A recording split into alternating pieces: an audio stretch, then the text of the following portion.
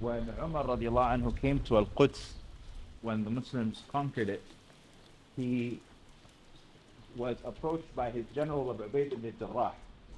And Abu Ubaidah radiallahu anhu commented on Umar's clothes. And he talked to him and he said, Amir al-Mu'mineen, these are people who, their dignitaries dressed in certain finery. And even now when we're looking, we kind of see there's a lot of jewelry, there's a lot of beauty that's added to the dignitaries here. And so Umar radiallahu anhu, he said, Abu Ubaidah, I wish that someone else other than you said that. Basically, he's saying, like, can you dress up a little? The people of Al-Quds, the Christians here, that's what they're familiar with as far as leaders go. And Umar radiallahu anhu said, Abu Ubaidah, I wish someone other than you had said that. And he said, his famous statement, he said, Kunna adada qawmin, we were the most humiliated of people, the Arabs. فَأَعَزَّنَا اللَّهُ بِالْإِسْلَامِ, and Allah subhanahu wa ta'ala honored us with Islam.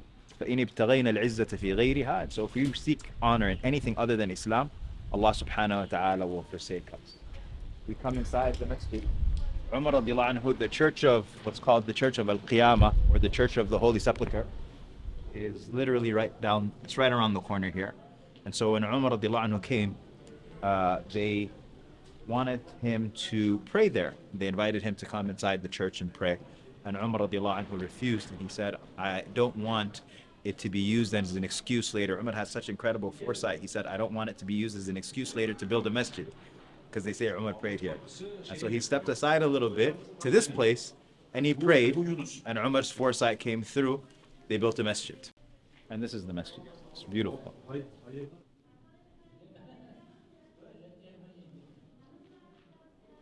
This is the agreement that Umar ibn Khattab radiallahu anhu made with the people of Ilyat, which is one of the old names of Jerusalem when he arrived. He says, هذا ما أعطى عبد الله بن عمر أمير المؤمنين أهل إلياء من الأمان. This is what the servant of Allah, the commander of the faithful, Umar ibn Khattab, gave to the people of Ilyat of security. He says, أعطاهم أمانا لأنفسهم وأموالهم وكنائسهم وصلبانهم. He says that He gave them security over themselves and their wealth and their churches and their crosses.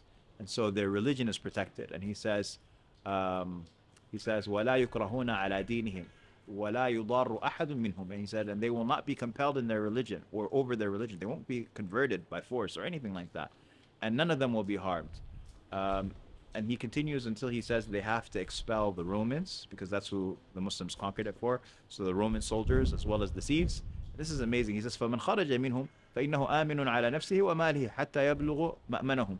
So he says, and whoever of them leaves, so whatever soldier leaves or what have you, then they are protected. They're safe.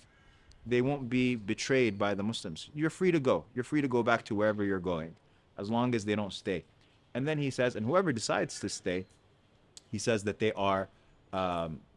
will have to pay the jizya just like anybody else. So even if you're Roman, you can be a citizen of Jerusalem as long as you decide, obviously, to not fight the Muslims and to pay the jizya.